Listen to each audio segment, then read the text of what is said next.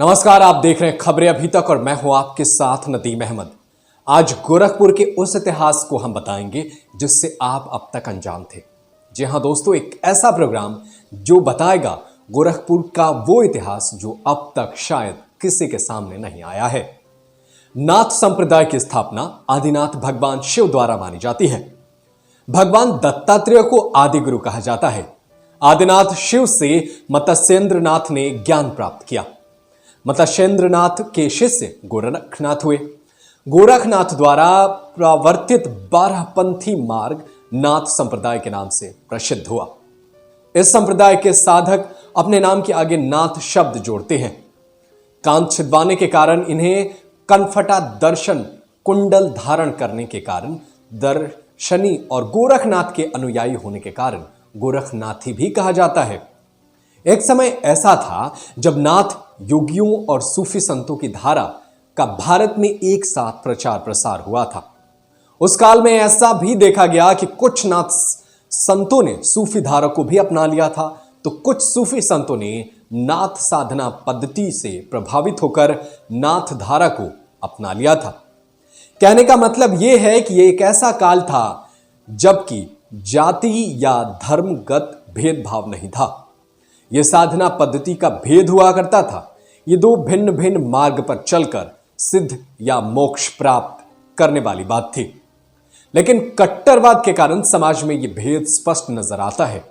भारत में अंग्रेज, जलाहा, मदारी, फकीर, बुनकर, बंजारा, घुमंतु, सपेरा, मछुआरा, नायता, काछी, धुनिये, मोची, बलाई, जोगी, भिखारी आदि हजारों ऐसी जातियां हैं जिन्हें अति पिछड़ा वर्ग में रखा जाता है।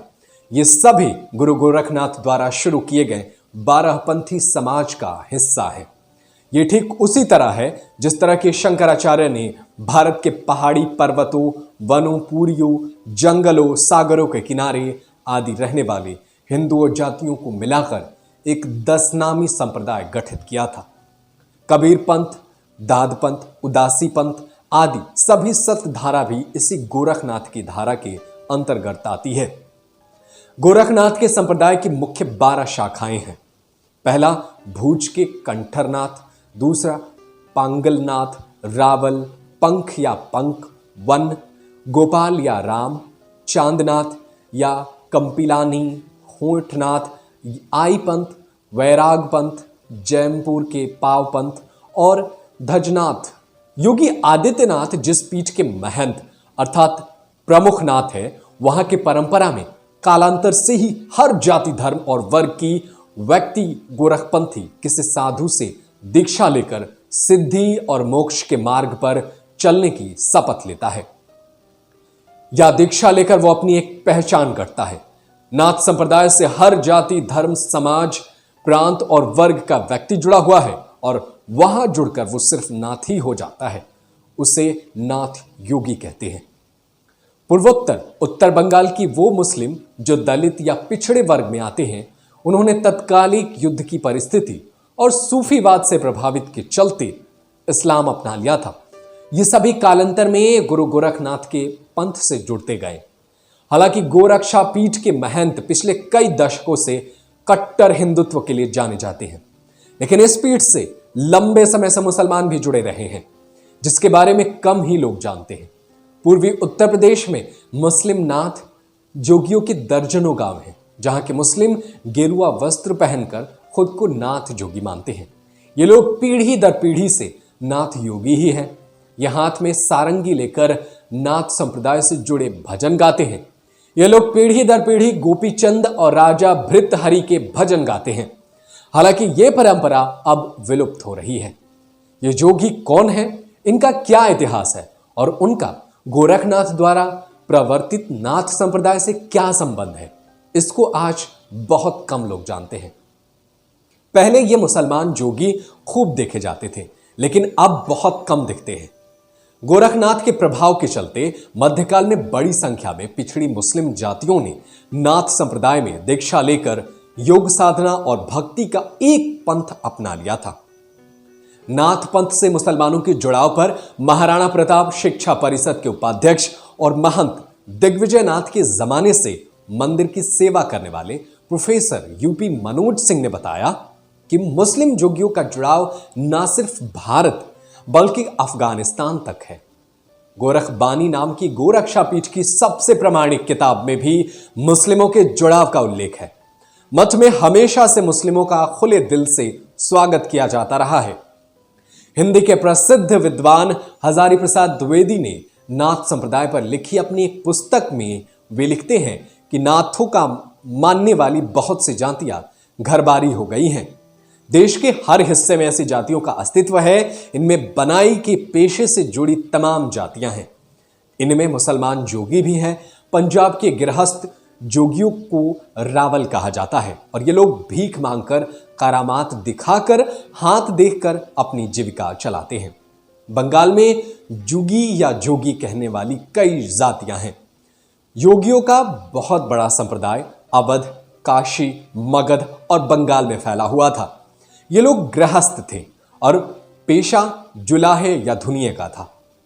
हजारी प्रसाद द्विवेदी ने बताया है कि बंगाल के रंगपुर जिले के योगियों का काम कपड़ा बुनना है, रंगसाजी और चना बुनाना है। हैदराबाद के दवरे और रावल भी हैं। नाथ योगियों के गृहस्थ रूप है। कोंकण के गोस्वी भी अपने आप को नाथ योगियों से संबंध बताते हैं। इस प्रकार की योगी जातियां बरार, गुजरात, महाराष्ट्र, कर्नाटका और दक्षिण भारत में भी पाई जाती हैं। जॉर्ज वेस्टन ब्रिग्स ने अपनी पुस्तक गोरखनाथ एंड दी कनफटा योगीज में 1891 की जनसंख्या रिपोर्ट के हवाले से बताया है कि भारतवर्ष में योगियों की संख्या 2,14,546 है। आगरा और अवध प्रांत में 5,319, औघड़ 28,816, गोरखनाथी और 78,387 योगी थे। इनमें बड़ी संख्या में मुसलमान योगियों की संख्या है। ब्रिग्स ने अपनी किताब में योगी जातियों का विस्तार से जिक्र किया है। इसे वर्ष का पंजाब की रिपोर्ट में बताया गया है कि मुसलमान योगियों की संख्या 38,137 है। वर्ष 1921 की जनगणना में इन योगियों को हिंदू 6,29,978 जोगी मुसलमान हैं, 31,158 और फकीर हिंदू 1,41,132 बताई गई है। इन जनगणना में पुरुष और स्त्री योगियों की संख्या भी अलग अलग बताई गई है। बाद की जनगणना रिपोर्ट में इन लोगों को अलग से उल्लेख नहीं मिला है। ब्रिग्स ने अपनी किताब में योगी जातियों का विस्तार से जिक्र किया है। मुसलमान जोगियों पर समुदाय के भीतर और समुदाय के बाहर दोनों तरफ से अपनी इस परंपरा को छोड़ने का दबाव बढ़ा रहा है। सांप्रदायिक हिंसा और कटुता बढ़ने के कारण अब ये जोगी गेरुआ वस्त्र में खुद को असहज पाते हैं। लेकिन अब ये जोगियों का दौर जो है कट्टरता युग में आ गया है। लेकिन अभी भी बहुत सारे योगी वो दिख जाते हैं जो मुसलमान होते हैं और दूसरे धर्म और संप्रदाय से होते हैं, लेकिन उनकी आस्था और उन्हें योगी आदित्यनाथ की नाथ परंपरा से जुड़ी रही है। आज के इस एपिसोड में हमने आपको बताया कि कैसे मुसलमान और अन्य जातियां गोरखनाथ धाम से जुड़ी हुई हैं और उनसे जुड़ा है उनकी रिश्ते। तो ये आपको एपिसोड कैसा लगा हमें कमेंट करके आप जरूर बताइए। साथ ही साथ अगर आप ऐसी ही जानकारियां चाहते हैं तो हमारे चैनल को सब्सक्राइब करें ताकि आपको देश और दुनिया की तमाम बड़ी खबरें सबसे पहले मिल सके। इस एपिसोड में इतना ही। देश और दुनिया की तमाम खबरों को देखने के लिए आप देखते रहिए खबरें अभी तक। Subscribe to our YouTube channel and press the bell icon to get the latest updates.